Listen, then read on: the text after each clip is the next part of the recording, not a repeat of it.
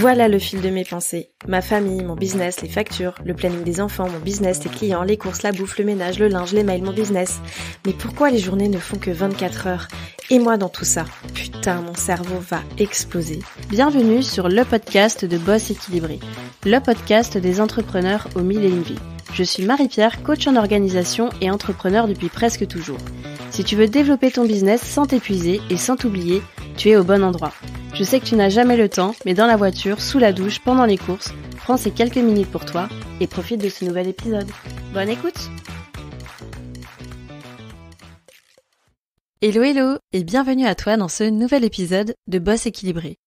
Est-ce qu'un jour tu as testé le Miracle Morning et tu t'es dit « Oh my god, c'est impossible, j'y arriverai jamais » ?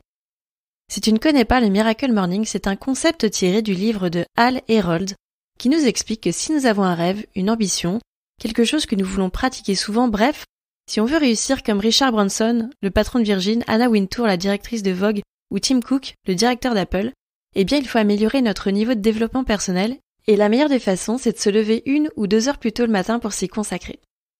Perso, je trouve que le concept est intéressant et ça fait complètement du sens. Je l'ai testé, mais j'ai pas pu perdurer dans le temps parce que je me lève déjà entre 6h et 6h30 le matin, et franchement, je dois admettre que c'était vraiment galère pour moi de me lever beaucoup plus tôt. Donc si toi aussi t'as déjà tenté cette expérience ou que tout simplement t'as eu envie un jour, pour une raison X ou Y, d'adapter ton rythme de vie pour atteindre tes objectifs, parce que t'as vu que c'était la dernière tendance de productivité en vogue et que comme moi t'as un peu culpabilisé et t'as pensé être une grosse feignasse sans volonté parce que t'y arrivais pas, bah écoute la suite de cet épisode, on va lâcher un peu la pression. Avant ça, j'aimerais faire une toute petite parenthèse sur le fait de relativiser les informations que tu consommes. C'est aussi valable pour tout ce que je vais te dire sur ce podcast. La plupart du temps, je vais te partager des concepts et des méthodes en termes d'organisation, de gestion du temps, mais je ne suis pas parole d'évangile et d'ailleurs personne ne l'est. Donc ce qui est valable pour moi ne l'est pas forcément pour ton voisin et ne l'est pas pour toi. Et moi ce que j'aime bien dans la vie, pour en améliorer toujours sa qualité, la façon dont je m'organise et que je gère mon temps, la façon dont je développe mon entreprise, eh bien c'est lorsque ça me parle, mais genre vraiment, je teste la méthode, j'en fais mon avis, et si ça ne me convient absolument pas, je la next, et si ça me convient partiellement, je l'adapte à ma sauce. Donc rentrons dans le vif du sujet. Pourquoi Hal arrive facilement à se lever à 4h du matin alors que peut-être que toi tu es un oiseau de nuit à la créativité débordante passé minuit? Parce que nous sommes tous différents. Nous avons tous un rythme biologique propre à chacun et c'est pour ça qu'il me semblait important de t'introduire la notion de chronotype. Parce que connaître ton chronotype peut être un véritable atout au quotidien en termes de bien-être et d'efficacité. Et surtout parce qu'ensuite, avec cette connaissance, tu pourras adapter ton organisation de manière à ce qu'elle s'intègre dans ta vie de façon respectueuse et non subie. Qu'est-ce que c'est vraiment le chronotype ? Ça décrit tout simplement la tendance d'une personne à être plutôt efficace tôt le matin, dans la journée ou le soir. Cette notion de chronotype, elle nous vient du docteur Breus, c'est un psychologue clinicien qui est spécialisé dans les troubles du sommeil, qui a mis en lumière l'importance de se poser la question « quand ?» plutôt que « comment ?» Au lieu de se demander comment être plus productif, comment être plus créatif, comment mettre en place une routine, eh ben la question c'est plutôt « quand ?» Quand être plus productif? Quand être plus créatif? Quand je peux mettre en place une routine? Il part du principe qu'il existe 4 chronotypes différents associés chacun à un animal totem. L'ours, le lion, le loup et le dauphin. Évidemment, on ne correspond jamais à 100% à un chronotype parce que nous sommes tous uniques et diversifiés à la fois. On peut même être plusieurs chronotypes à la fois, mais l'idée c'est de chercher une tendance, un chronotype qui va résonner en toi, et j'espère que tu iras même jusqu'à déculpabiliser certaines choses comme moi, qui me suis auto-flagellée avec mon Miracle Morning.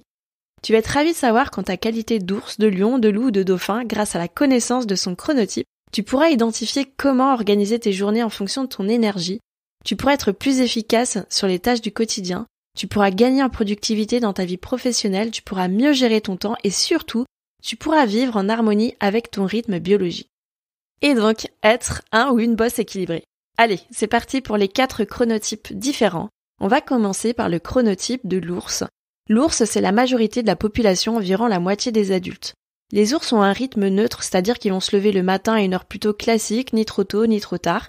Ils sont bien productifs en milieu de matinée jusqu'en milieu d'après-midi, et ils se sentiront ensuite fatigués en milieu de soirée. L'ours a besoin d'au moins 8 heures de sommeil pour se sentir pleinement reposé. Étant donné que la plupart de la population est située dans ce chronotype, même si on n'aime pas forcément se lever le matin et qu'on aimerait pousser le réveil un peu plus loin, eh bien le rythme classique, métro, boulot, dodo, imposé par la société te convient bien. Les ours sont généralement des personnes assez sociables qui aiment manger, sortir, bien dormir et profiter de la vie. Le chronotype lion, il représente environ 20% de la population. C'est un couche-tôt et un lève-tôt. Les lions sont particulièrement efficaces le matin avec un gros pic de productivité, mais après c'est un peu plus compliqué. Les lions sont souvent des personnes qui accordent beaucoup d'importance à leur carrière, ce sont souvent des dingos du boulot, des chefs d'entreprise, etc. Et les lions vont plutôt préférer les soirées plutôt calmes et vont avoir tendance à se coucher assez tôt, puisqu'ils se retrouvent à court d'énergie rapidement après la nuit tombée. Le chronotype du loup. Comme le lion, il représente environ 20% de la population. Le loup est un couche-tard et un lève-tard. Il a du mal à émerger le matin et est très créatif en fin de journée, voire carrément la nuit. Les loups sont souvent des artistes et des créatifs. En termes de caractère, on retrouve énormément d'hypersensibles et d'introvertis, mais aussi des loups avec une vie sociale trépidante, bien remplie le soir, et qui vont avoir tendance à être un peu plus extravertis. C'est un chronotype qui du coup aura plus de mal à s'adapter au rythme classique de la société, et ceux de l'école. Pour terminer, le chronotype du dauphin, c'est le plus rare, il concerne seulement 10% de la population. Les dauphins dorment peu et pas forcément bien. Ils ont tendance à se réveiller très facilement, voire à faire des insomnies.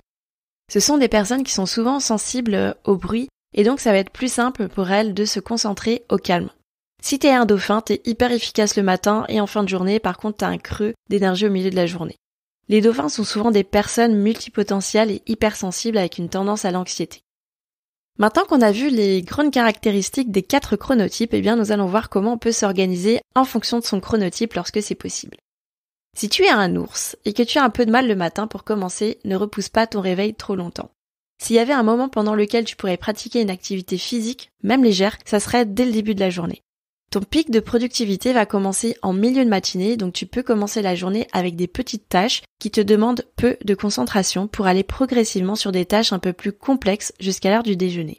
Pour éviter le coup de barre après le repas, tu peux aller prendre l'air et la lumière pour recharger les batteries, puis de retour au travail, tu vas pouvoir enchaîner avec des tâches assez complexes ou des rendez-vous jusqu'en fin d'après-midi.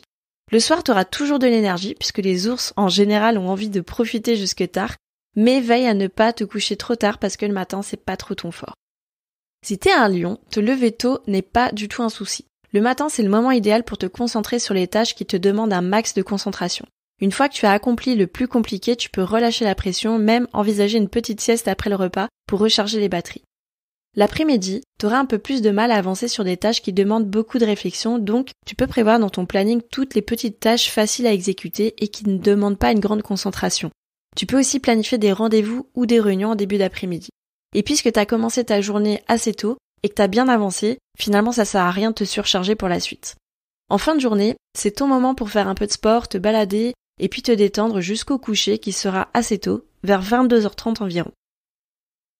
Si tu as un loup, comme je l'ai évoqué il y a quelques minutes, ce n'est pas forcément toujours facile de mener ta vie suivant le rythme qui te conviendra à toi. Si tu en as la possibilité, commence ta journée plus tard. Expose-toi tout de même à la lumière, fais une petite activité physique douce, de la marche ou des étirements pour un réveil en douceur. Le matin, tu peux te concentrer sur des tâches simples qui ne te demandent pas trop de concentration et prévoir les tâches plus complexes à partir de 14-15 heures. À partir de 17 heures, tu auras toujours autant d'énergie et c'est là qu'il faut miser sur tes tâches de créativité. Attention tout de même à ne pas travailler trop tard parce que si ta créativité est en éveil tard, ton cerveau aussi le sera à fond. C'est important que tu prévois un retour au calme avant de te coucher en essayant de t'éloigner des écrans qui solliciteraient peut-être encore une fois ton cerveau créatif. Un peu de lecture serait une bonne solution. Et pour terminer, si tu es un dauphin, tu vas te lever assez tôt en général mais pas forcément en pleine forme parce que tu as un petit sommeil. Pour toi, le réveil serait un moment idéal pour pratiquer une activité physique qui te donne de l'énergie pour le début de la journée. L'horaire de 10h à midi va être le moment idéal pour te concentrer sur des tâches complexes. Et si tu as tendance à facilement être distrait par les bruits et que tu as du mal à te concentrer, je t'invite vraiment à travailler dans un environnement calme, à travailler avec un casque anti-bruit ou bien avec des playlists favorisant la concentration. Si tu as une petite baisse d'énergie après le repas, tu peux aller marcher quelques minutes ou bien faire une micro-sieste de 20 minutes maximum pour ne pas avoir plus de mal à t'endormir par la suite. L'après-midi, c'est pas forcément ta zone de productivité maximale, c'est pourquoi, jusqu'en fin de journée, il vaudra mieux que tu mettes des tâches simples comme la gestion des mails, des tâches administratives ou même des formations. Étant donné que tu as en général un sommeil léger, qui vient difficilement, il est possible que tu sois anxieux, stressé et parfois irritable, donc travailler sur la qualité de ton sommeil est essentiel. Et même si tu as beaucoup de mal à t'endormir tôt, C'est d'autant plus important pour toi d'avoir une routine du soir fixe et de t'éloigner des écrans assez tôt.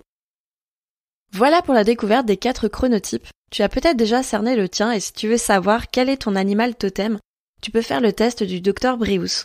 Tu le trouveras sur mon site internet dans ma boîte à outils de l'orga, c'est gratuit et tu y trouveras beaucoup d'outils que je partage dans ce podcast. Le dernier message que je veux te faire passer, c'est qu'encore une fois, nous sommes tous différents. Notre corps et notre cerveau fonctionnent tous différemment et on ne peut pas tous rentrer dans des cases. Il n'y a que toi qui peux savoir ce qui est le mieux pour toi et pour ça, il faut s'écouter, tester, expérimenter et trouver ce qui te correspond le mieux pour t'organiser de manière efficace et respectueuse. C'est déjà la fin de cet épisode, merci d'avoir écouté jusqu'au bout. Si ce podcast t'a plu, je t'invite à lui mettre une note et un commentaire sur la plateforme d'écoute que tu utilises. De 1, ça permettra de le faire connaître et de 2, ça me fera un immense plaisir de te lire. En tout cas, un grand merci de ton temps et de ta contribution, c'est grâce à toi que je peux continuer à faire vivre ce podcast. Je te dis à la semaine prochaine pour un nouvel épisode de Boss équilibré.